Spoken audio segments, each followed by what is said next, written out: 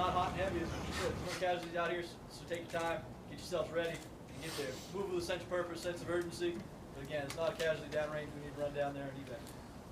So when you load up that CH-53 or MB-22 that we fly out there on, what you have is what you have.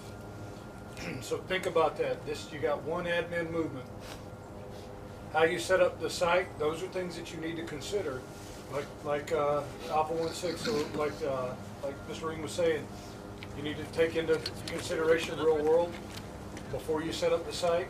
You need to evaluate things. You got the only administrative movements or things that are going to take place today are things that, first and foremost, that are approved by me. And then the other thing is you're not cutting anybody out of suits. Okay? Don't get your hopes up. We're not ruining suits. No one gets cut out of a suit. Anything that degrades the training resources that we have outside of the expendables that we have as part of our SL3 with using the equipment. There are no other administrative things. Everything you do, I want you to exercise it just like you would if we were loading the 53 right now. Here we go.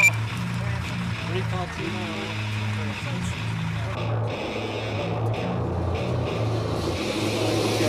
Do you want to set the rounds up before you fucking hit free there in the row? Go for it. My role today for the training was to be a recon team. We were recon team 1, and we were just basically going to go down there and collect as much information, take pictures, and try to give them a image or a picture of what's going on down there, what they're going to be looking at when they send another team down there, or what our IC, which is our incident commander, what he's going to be helping them out as far as getting them to take samples and all of that stuff.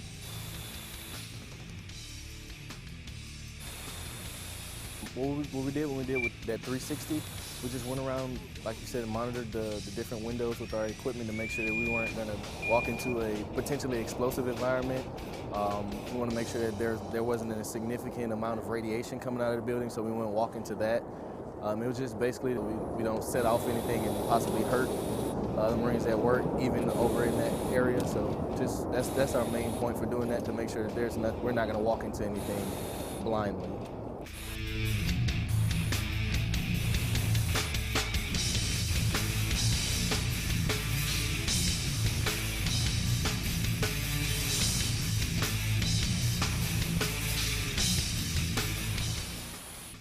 Some of the substances that we found we weren't able to identify. I can tell you the basic things as far as some of them were powders. We found a lot of white powders. We found a little bit of liquid in a couple of the valves and the tubes that we found down there. And some of them we couldn't really identify as far as what they were, because they were inside of a blender, so we couldn't really see exactly whether it was a solid or a liquid. It looked like it was both, like we kind of stopped them in the middle of the process. So.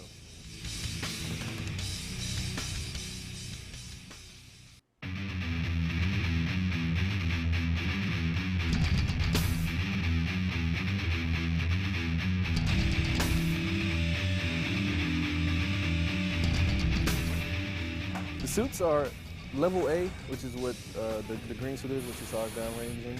It's pretty comfortable. You have your own kind of atmosphere in there, so your body heat radiates, so it's not cold. You don't really feel the outside environment. The rigs that we wear, the harness, it kind of up here, it kind of hurts a little bit. After a while, the straps are kind of tough, kind of digs in a little bit. But as far as comfortability, it's pretty comfortable. My role here today was to be a decon team leader. What that means is whenever a team goes downrange and they come back and they want to talk to the incident commander, they have to go through decontamination because they just went into a contaminated area. My job was to make sure that the decon line was running smoothly with a two-man team. So it was me and one other Marine running that decon line at that specific time. Safety is very vital to anything we do here. Even though it was just a training scenario, being in a suit, it has zero air circulation in it. The only air circulation you're getting is to your face. And you have no way of getting water, no way of getting food whenever you're in these suits. And also, sometimes you don't even feel yourself sweating. So that's very dangerous. For me, at the end, I started to hypoventilate. That's one of the symptoms. A lot of physiological effects go into this. People feel claustrophobic, people start hyperventilating, they start freaking out.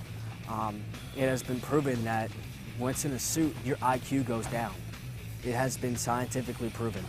So safety is very vital. You have to make sure that you're constantly keeping an eye on your buddy, because you'll know if they have a leak in their suit, and you look away, you look back, they're down. So that's how vital safety is here.